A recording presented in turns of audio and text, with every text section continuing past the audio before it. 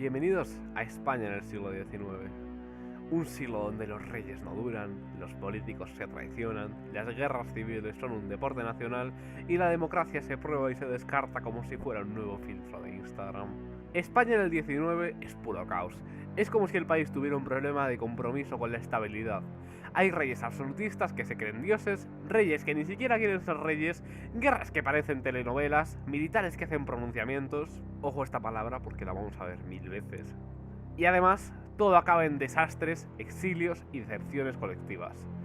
Así que, vamos a recorrerlo paso a paso, sin prisa pero sin pausa, explicando todo bien, con contexto.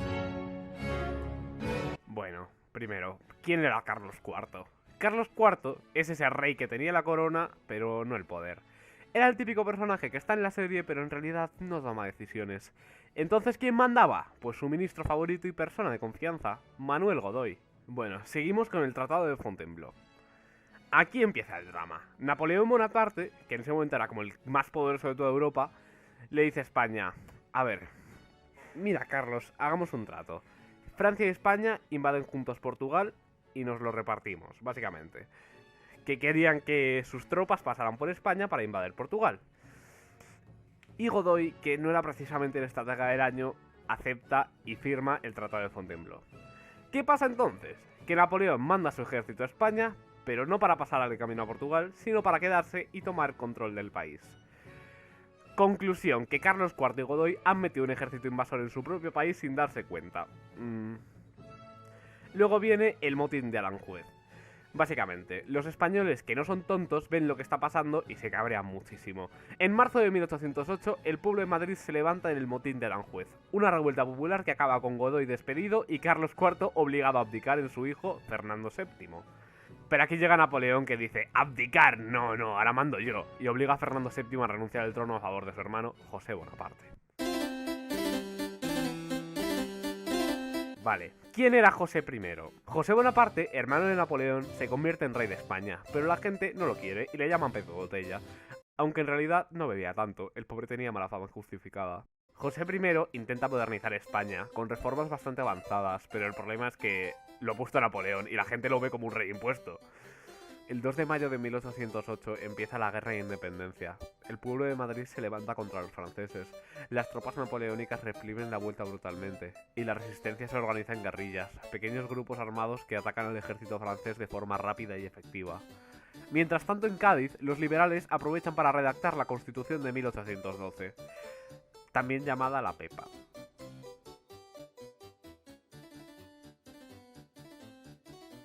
Finalmente, en 1814, Napoleón está ocupado en otras guerras y se ve obligado a retirar a su hermano de España. Así que Napoleón pierde, José I se va y vuelve al trono Fernando VII.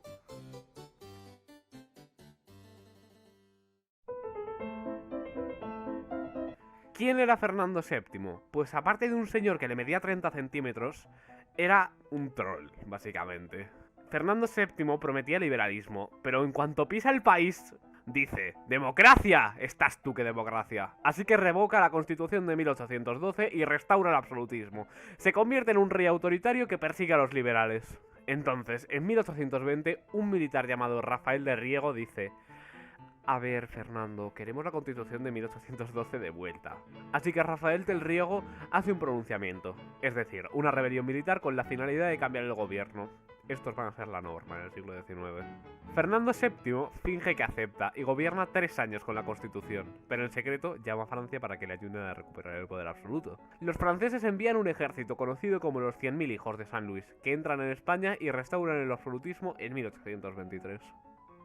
Después de que los franceses le devuelvan el trono en 1823, Fernando VII vuelve a hacer lo que mejor sabe: ser un rey absolutista y reprimir a los liberales.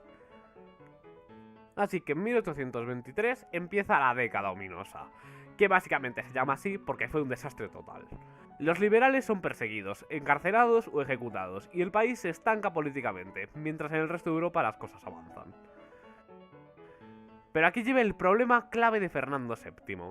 No tiene hijos varones. Esto en el siglo XIX es un problemón, porque en España la ley que regía la sucesión al trono era la ley sálica, que decía que las mujeres no podían heredar la corona. En 1830, Fernando VII tiene una hija, Isabel. Y aquí se da cuenta de que si sigue la ley, su hermano Carlos María Isidro será el heredero, porque él no tiene hijos varones. Pero Fernando VII no quiere que Carlos gobierne, así que cambia la ley con la pragmática sanción, permitiendo que su hija Isabel II pueda ser reina en el futuro. Esto no le gusta nada a los seguidores de Carlos, que empiezan a organizarse y decir: si Isabel se convierte en reina, nos rebelamos. Así nace el carlismo, un movimiento político que va a estar dando guerra en España durante todo el siglo XIX, a veces literalmente. El carlismo es un movimiento conservador, tradicionalista y religioso que defiende el derecho al trono a Carlos María Isidro y a sus descendientes. Los carlistas creen en la monarquía absoluta, sin parlamento ni constituciones. La defensa de la religión católica, son ultracatólicos. Las tradiciones y los fueros, quieren que cada religión tenga sus propias leyes y privilegios. Por otro lado, los liberales apoyan a Isabel II porque creen en una monarquía constitucional, con un rey pero las leyes y parlamento, y en el progreso y los cambios políticos, quieren reforma y más derechos. Así que sería la guerra.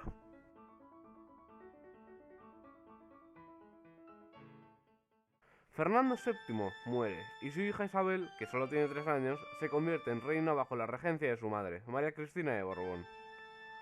Pero los carlistas no aceptan a Isabel II y proclaman rey a Carlos María Isidro como Carlos V. Empieza la primera guerra carlista, de 1833 a 1840, que básicamente es una guerra civil entre dos bandos. Los isabelinos, que apoyan a Isabel II y quieren modernizar España, y los carlistas, que apoyan a Carlos V y quieren volver al absolutismo tradicional. ¿Cómo se desarrolla la guerra? Los carlistas toman el norte de España, País Vasco, Navarra, Cataluña, y hacen guerrillas. Los liberales controlan las grandes ciudades y el ejército oficial. Los carlistas tienen generales carismáticos como Zumalacárregui. Los liberales consiguen apoyo internacional, especialmente de Francia y Reino Unido. Y en 1839 se firma el Convenio de Vergara, un acuerdo de paz entre los carlistas y los liberales, donde algunos carlistas aceptan la victoria de Isabel II a cambio de mantener ciertos privilegios regionales. Pero los carlistas no desaparecen, van a seguir existiendo y van a dar problemas durante todo el siglo XIX y hasta el siglo XX.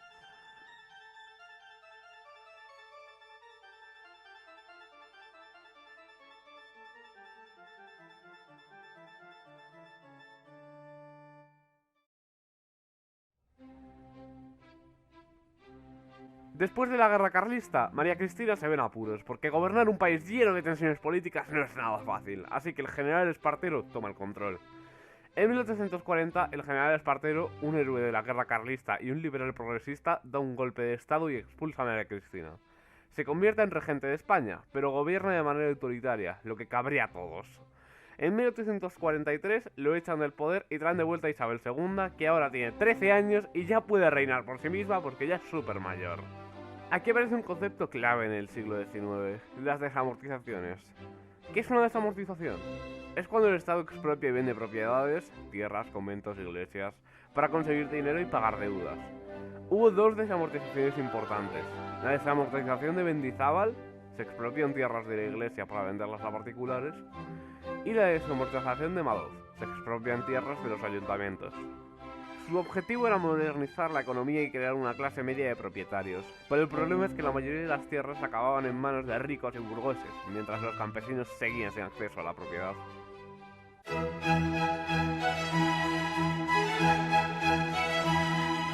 En 1843, Isabel II empieza a gobernar con solo 13 años, y su reinado es un desastre lleno de inestabilidad, golpes de estado y corrupción. Los políticos inventan un sistema llamado el turno pacífico, que consiste en que los dos grandes partidos, liberales y moderados, se alternan el poder cada cierto tiempo. ¿Cómo lo hacen? Mediante el caciquismo, control de votos por parte de las élites locales, y a través del pucherazo, fraude electoral masivo. Pero esto no dura mucho, porque en 1868 Isabel II es expulsada en la Revolución Gloriosa.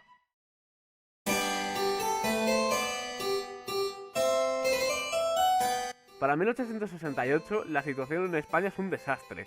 Isabel II ha gobernado entre corrupción, crisis económicas, golpes de estado y fraudes electorales, y ya nadie la quiere. Aquí los progresistas, republicanos y militares se hartan y organizan un golpe de estado. Los generales Serrano y Prim, junto con la armada, se levantan contra Isabel II. Así que la reina se exilia y España se queda sin monarca. Por primera vez en la historia, España es una democracia. Empieza el sexenio democrático, una etapa de experimentos políticos donde España prueba una monarquía con un rey extranjero, Amadeo I. Una república, Primera República Española. Y por supuesto, ninguna de estas dos funciona.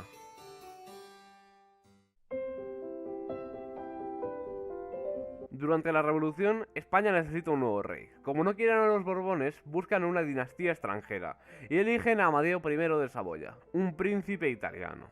¿Quién es Amadeo I? Amadeo I es hijo del rey de Italia, Víctor Manuel II. Es un rey liberal con ideas modernas. Y es elegido por los progresistas, pero no lo quiere nadie más. ¿Por qué fracasa su reinado? España es un caos político, cada partido tiene su propia agenda. El general El Prim, que es su principal apoyo, es asesinado antes de que llegue. Los carlistas se rebelan otra vez, y empieza la Segunda Guerra Carlista en 1872. Y los republicanos tampoco lo quieren porque quieren una república. Así que nadie quiere a Amadeo I. Después de 3 años de reinado, Amadeo I dice: mirad, España es ingobernable, ahí os quedáis. Y abdica en 1873, dejando el trono vacío otra vez. Sin rey, España se vuelve una república por primera vez en su historia, pero el experimento dura solo 11 meses, porque esto es un absoluto caos. ¿Qué problemas tiene la Primera República? Pues hubieron 4 presidentes en un año, y todos dimiten o son destituidos. Los carlistas siguen en guerra en el norte. Y hay cantonalismo. El cantonalismo es cuando varias ciudades y regiones dicen: nosotros vamos por nuestra cuenta. Por ejemplo, en Cartagena, los rebeldes cantonalistas declaran la República Independiente de Cartagena y montan su propio gobierno y ejército. El gobierno central no puede controlar la situación, así que en 1874 el general Pavía da un golpe de estado y disuelve la República. Adiós República, volvamos a la monarquía. En 1874, después del caos republicano, los políticos deciden que España necesita estabilidad y llaman a Alfonso XII, hijo de Isabel II, para que vuelva como rey. ¿Quién es Alfonso XII? Hijo de Isabel II y educado en el exilio, un rey moderado y conciliador y apoyado por Cánovas del Castillo, que organiza la restauración borbónica. ¿Qué cambios trae la restauración? Se aprueba la Constitución de 1876, monarquía parlamentaria. Se inventa el turno pacífico para evitar golpes de Estado. Y se acaba la Tercera Guerra Carlista, en 1876, con la victoria del gobierno. ¿Qué es el turno pacífico? Es un acuerdo entre dos grandes partidos, los liberales y los conservadores. Cada cierto tiempo uno gobierna y el otro se espera su turno. Para que esto funcione se manipulan las elecciones con el caciquismo y el pucherazo.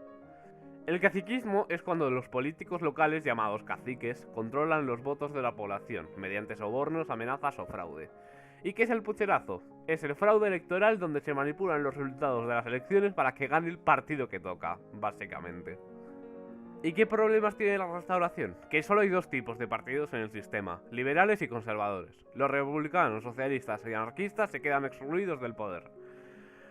Pero dentro de todo el caos del siglo XIX, la restauración trae estabilidad durante unos años, hasta que Alfonso XII muere en 1885.